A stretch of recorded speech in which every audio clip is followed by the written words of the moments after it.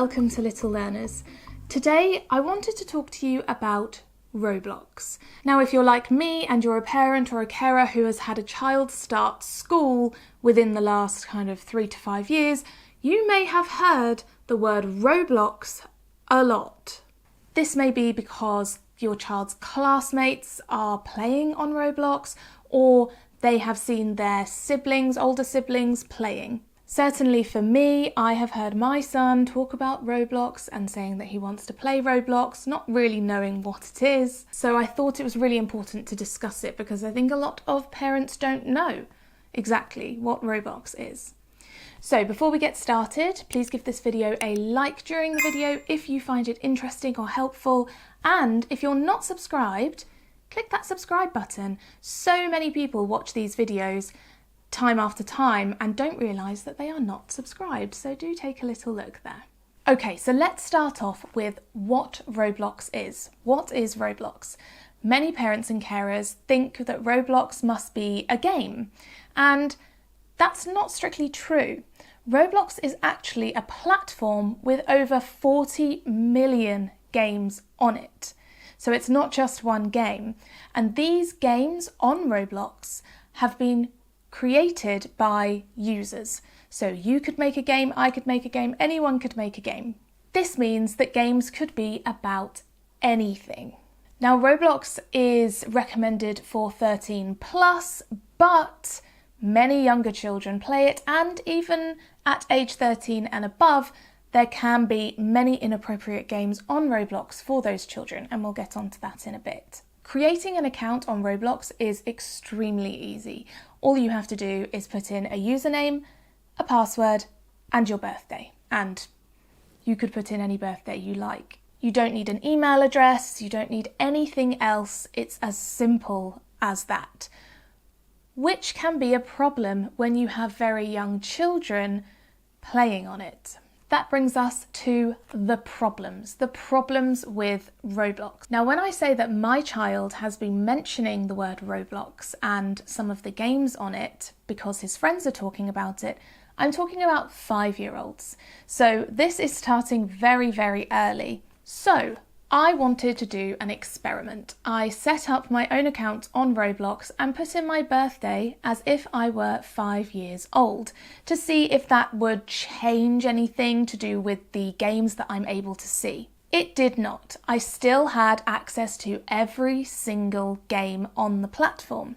And because it's so easy to create an account, very young children will easily be able to make their own. Children know how to use technology these days. It would be quite simple for them at quite an early age to be able to create an account. So what's the problem with children accessing Roblox and the games on Roblox? Well, as I said earlier, the games on Roblox are user created, so they can contain anything. This means that a lot of games on Roblox are inappropriate for young children. Now I have to be quite careful about the words I use in this video so that YouTube won't stop this video from getting to you, but some of the games on Roblox could be sexual in nature, hopefully you understand what I mean by that, and inappropriate for younger children, and some of them can be really scary, traumatic, gory, or something that young children are not equipped to deal with yet. And even at age 13 and above, that can be an issue too. And of course there will be games on there that people have made that are child friendly. But how do you know which is which? How do you know that when you click on one that looks child friendly, it isn't going to have something more sinister within it? Now, when you search on Roblox, you could search, for example, for Peppa Pig. Maybe there are some nice Peppa Pig games on there. But scrolling through, you can see that very quickly we see games that are Peppa Pig themed that are horror games. Now, you have to question why someone would make this game. Is it to entice young children in, to then scare them? It's concerning. The same with other child characters like Bluey, for example. And then you also run the risk of children being exposed to characters and gameplay that has been taken from other games that children wouldn't normally have access to. So for example, some horror games that are 18 plus that your child would never be exposed to, they may now be exposed to those characters because someone has made a game with them on Roblox. Another thing to know about games on Roblox is that they are open to anyone and everyone. There is a chat feature, so whenever your child goes into a game, there are other people there playing the game too.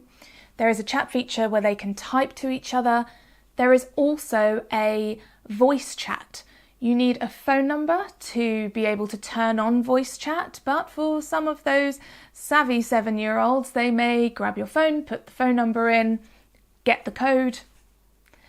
It's as easy as that, so you have to be really careful. As soon as voice chat is activated, you don't know who they are talking to, you don't know what kind of language they're exposed to, and this is where it can get extremely scary that lots of different people, adults, have access to your child. So it's important to remember that your child on Roblox is not playing a game alone. There is always the chance that there are going to be lots of other people playing that game with them at the same time. Another thing to know about is Robux. Robux is the currency on Roblox. You can use real money to buy Robux so that you can then buy different things in different games, get access to different parts of games, get things for your avatar. And just by going into a few games, I was bombarded with, do you want to buy this? Do you want to buy this? Do you want to buy this? Do you want to buy this? You don't have enough Robux. Buy some more Robux. It is everywhere. So children are then pressured into, I need to get Robux so I can buy this stuff to make my game better. It's telling me I need to buy it. And again, young children are not equipped for that kind of pressure. Even teenagers find that pressure very difficult, because if one person has lots of Robux and they are buying all these things for their game, then the other child feels like they need to do that as well, or their game isn't going to be as good, they're not going to look as good as the other player. So it's really, really important that those of us who are parents and carers of young children, and even some older children, are aware of all of these things to do with Roblox. Okay, let's get on to parent controls. I've talked about how you can create an account. It's very simple, and even as a 5-year-old, you can have an account and have access to everything. You can, however, make another account as a parent and link that to your child's account. To do so, you will need to verify your age using a credit card or some form of ID. Once your account is linked to your child's, you have access to some parent controls. So let's have a look at what they are. And I know that I've emphasized this a lot in this video. It is so easy to make a new account that even if you have linked your account to your child's and you've put parental controls on there, they could easily make a new account that's not linked to yours and play whatever they want. So I can see how much screen time they've used, so how much time they've spent on Roblox. I can see if my child has made any friends on Roblox, but of course they could be talking to anyone. These are just people that they've requested to be friends with. And then I have some settings. I can look at content restrictions. So content maturity, I can change that. Let's change that to minimal. It does say though that it may contain occasional mild violence, light unrealistic blood, and or occasional mild fear. So that is even a bit too much for my child, to be honest. Then we'll look at blocked experiences. There are no blocked experiences yet. So this may be a game I don't want them to play. But as I said, there are over 40 million games on this platform, so there is no way you're going to be able to block every single one that is inappropriate for your child. So of course you can tailor these parental restrictions to what you feel is appropriate, but for very young children, I still don't think that this gives them enough safety to be able to play and be engaging with Roblox. Even if you manage to block every single inappropriate game, which is impossible, they would still see those games and see the thumbnails, some of which can be quite scary, but you're never going to be able to block them all. So it will be a case of your child coming across it, you noticing that it's inappropriate and then you blocking it. Which means that if your child is playing on Roblox, you need to be watching the entire time. This is not a child-friendly platform. Roblox itself says it's for 13 plus, so no children under 13 should be playing anyway. But even so, anyone could be creating any kind of game with any kind of theme that could be potentially really upsetting, traumatic, and just inappropriate. I know a lot of children want to play Roblox, and a lot of children will probably be playing Roblox, and they'll see other people playing Roblox. It's important for us as parents and carers and teachers to understand the problems with Roblox and why it could be potentially dangerous for young children, and how easy it is for children to access content that is inappropriate for them. If you have any questions about Roblox, please leave them in the comment section down below. If you have any tips or anything you want to add to the conversation, please also leave that in the comment section down below.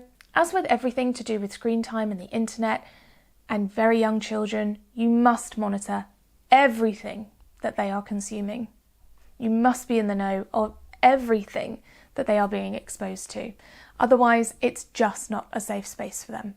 Please do give this video a like if you found it interesting or helpful. Remember, you can click the join button down below to become a member of the channel, but you can also subscribe, which is completely free. So click the subscribe button down below so that you can be part of the Little Learners family. If you have a child who will be starting school soon, don't forget my book, Starting School, A Guide for Parents and Carers, is available on Amazon. I will leave the link in the description box down below. Thank you so much for watching, and I will see you next time.